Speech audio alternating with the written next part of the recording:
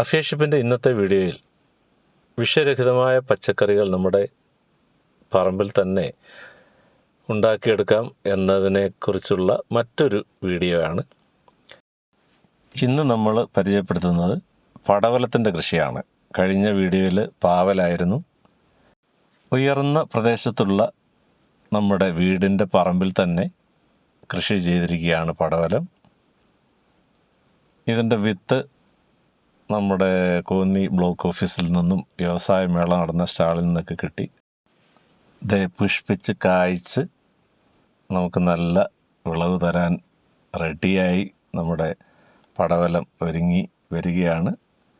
ഷറാമിലാണ് നമ്മൾ ജൈവവളം ഇട്ടു.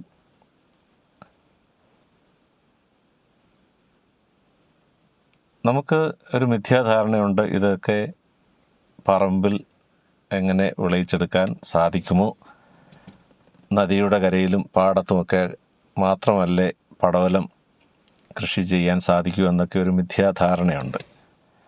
എന്നാൽ ഞാൻ പറയുന്നു, നമുക്ക് കരയായ ഭാഗത്തും നന്നായിട്ട് ഇത് കൃഷി ചെയ്ത് വിളവ് എടുക്കാൻ സാധിക്കും.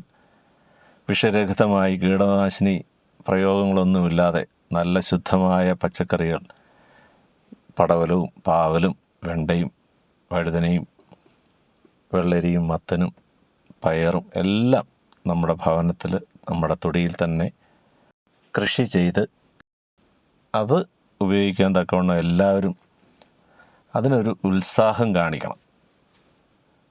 അഫേഷ്യപ്പ് മുന്നോട്ട് വെക്കുന്ന ആശയവും അതുതന്നെയാണ്.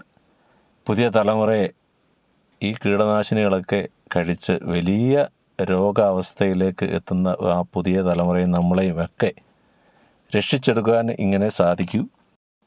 മറ്റുള്ള സംസ്ഥാനങ്ങൾ അമിതമായി കീടനാശിനികൾ പ്രയോഗിച്ച് വളർത്തിയെടുക്കുന്ന പച്ചക്കറികൾ നമ്മുടെ സംസ്ഥാനത്തേക്ക് കയറ്റി അയച്ച് നമ്മളതൊക്കെ വാങ്ങി കഴിക്കുകയാണ്.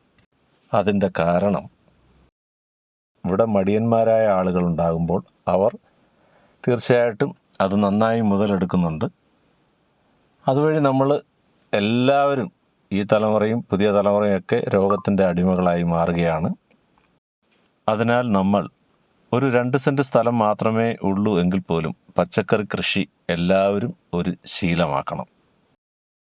ഈ പടവലങ്ങ കൂടുതലുണ്ടായതിനു ശേഷമുള്ള വിളഞ്ഞതിന് ശേഷമുള്ള മറ്റു വീഡിയോകളും തീർച്ചയായിട്ടും നിങ്ങളെ കാട്ടുന്നതായിരിക്കും. അതുവരെ കാണും വരെ ബൈ.